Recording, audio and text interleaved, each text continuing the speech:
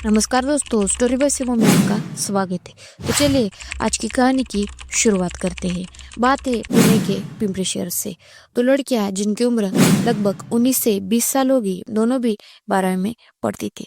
दोनों ही पढ़ाई में बहुत ही होशियार थी, लेकिन दोनों की आर्थिक स्थिति और पर्सनल लाइफ बहुत ही खराब थी। दोनों में से एक लड़की, जिसका नाम पूजा था, वो झोपड़पट्टी में रहती थी। पूजा की माँ कपड़े की दुकान में काम करती थी। वही दूसरी ओर पूजा के पिता कुछ भी ना काम करते हुए दिन ब दिन दारू पीकर पूजा को और उसकी माँ को मारा और पीटा करते। पूजा की घर की परिस्थिति इतनी खराब थी कि उन्हें ठीक से एक दिन का खाना भी नहीं मिल पाता था। बचपन से ही उसके घर की यही हालत थे। उसके दुख भरे जीवन में एक ही व्यक्ति ऐसी थी जो उसे खुश रख पाती थी और उसके हर सुख दुख में शामिल थी। वो और कोई नहीं बल्कि उसकी बचपन की दोस्त मोनू थी, जिसने उसका हर दर्द पास से देखा था।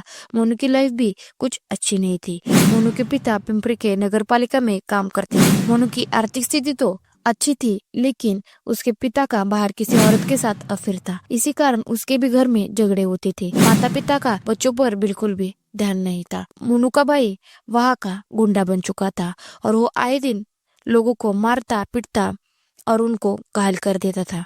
इसी वजह से उनके घर में हर बार पुलिस आते रहते थे। मोनू और पूजा की पर्सनल लाइफ बहुत ही खराब थी। इसी वजह से दोनों हमेशा सैड रहती थी। दोनों का दर्द एक जैसा ही था। दिन ब दिन दोनों की दोस्ती गहरी होती जा रही थी। दोनों अपना सारा दर्द एक दूसरे को शेयर करते और अपना मन हल्का कर लेते थे।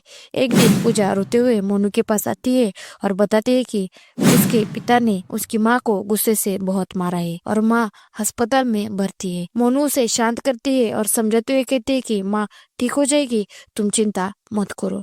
मोनू बहुत ही खूबसूरत थी। उसके लंबे बाल काले आंखें, इसी वजह से आसपास के लड़के उसे घूरते और उससे बात करने की कोशिश करते। एक दिन रमेश नामक लड़का उसे रास्ते पर छेड़ता है और धमकी देते हुए कहता है कि अगर तुमने मुझे हाँ नहीं बोला तो मैं जान दूंगा। इस बात से मोनू डर जाती है और डर की वजह से वो दोनों भी लगभग 8 दिन तक कॉलेज नहीं जाते। 8 दिन के बाद दोनों भी पिंपरी के रेलवे स्टेशन पर मिलने आती है। मोनू कहती है, मुझे बहुत डर लग रहा है। पूजा, पहले ही मेरी फैमिली में बहुत प्रॉब्लम है और उसमें ये लड़का धमकियां दे रहा है। मोनू रोना चालू कर देती है। रोते रोते कहती है, अभी मुझे जीने का मन नहीं है, मैं मर जाती हूँ।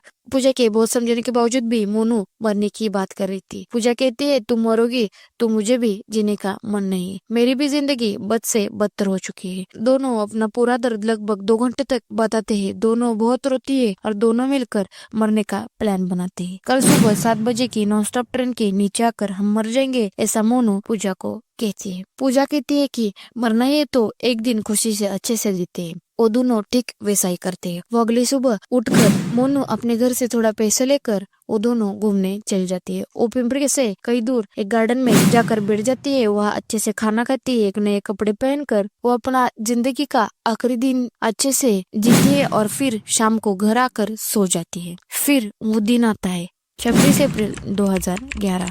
दोनों अपने घर से बाहर पड़ती है। घर के पास से साथ में हंसते खेलते वो रेलवे स्टेशन जाती है। ट्रेन आने में अभी 2 घंटे बाकी थे। वो 2 घंटे तक बातें करती है, रोती है, हंसती है। आज जो भी होगा वो अच्छा ही होगा सोचकर एक दूसरे को गले लगा लेती है। देखते ही देखते वक्त पास आ रहा था।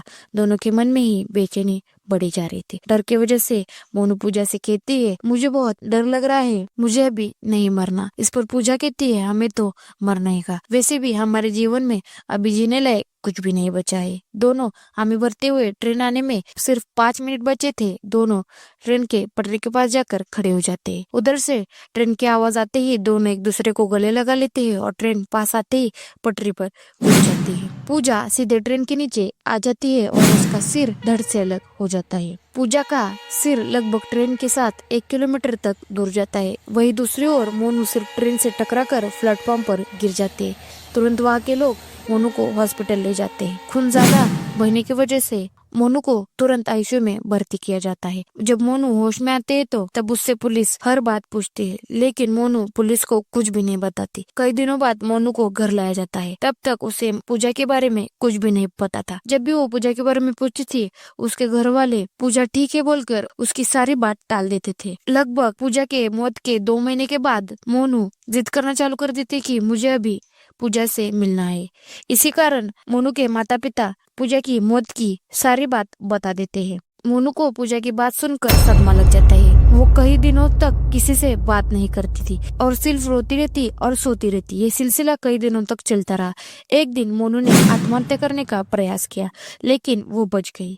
बहुत पूछने के बाद मोनू ने सारी बात अपनी माँ को बता दी। मोनू कहती है, मरना तो मैं चाहती थी, मुझे ही जीना नहीं था, लेकिन मेरी वजह से पूजा मर गई। मुझे लगता है कि मैंने अपने हाथों से अपने दोस्त की हत्या की है। मुझे भी जीने का भी कोई हक नहीं है, मुझे भी मरना होगा। पुलिस ने मोनू को समझाया और ये केस आत्महत्या का होने के कारण इस केस को बंद कर दिया।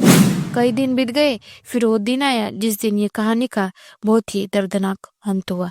दिन 1 फरवरी 2013। मोनू के माता पिता जब घर आते हैं तो देखते हैं कि मोनू पंखे से लटकी हुई थी। मोनू के माता पिता तुरंत मोनू को अस्पताल ले जाते हैं, लेकिन डॉक्टर उसे मृत घोषित कर देते हैं। पुलिस मोनू के घर पहुंचकर छानबीन करना चालू कर देती है। पुलिस को सुसाइड नोट लिखा हुआ मिलता है। उसमें लिखा था, मैं मोनू आज अपनी जान दे रही हूँ। मैंने 1 साल पहले भी जान देने का ट्राई किया था। उस दिन मेरी वजह से मेरे दोस्त की बहुत ही बुरी तरह से जान चली गई। मैं मेरी उस दोस्त की दर्दनाक मौत का कारण बनी। हमने हमारे पूरे जीवन में सिर्फ हमारे परिवार का झगड़ा और मार पिटाई देखी है। हम दोनों जितने वक्त तक साथ रहते थे अच्छा महसूस करते थे, लेकिन अभी मुझे जीने का कोई हक नहीं है और मुझे जीना भी नहीं है। मैं जा रही हूँ मेरी दोस्त पूजा के पास। वैसे भी मेरे होने या ना होने से यहाँ कोई फर्क नहीं पड़ता। दोस्तों, ये कहानी मेरी आप बीती कहानी है। जिस वक्त मैं अपने मामा के घर गई थी तब ये मेरी नानी ने मुझे बताई थी। इस कहानी से हमें ये पता चलता है कि अगर परिवार का माहौल अच्छा ना हो तो हर किसी की जिंदगी बर्बाद हो जाती है। इसीलिए माता पिता अपने बच्चों के सामने ना झगड़े और उनके आसपास अच्छा माहौल रखे। वीडियो अच्छी लगी हो तो प्लीज चैनल को सब्सक्राइब करें, लाइक करें, कमेंट करें, शेयर करें। Thank you.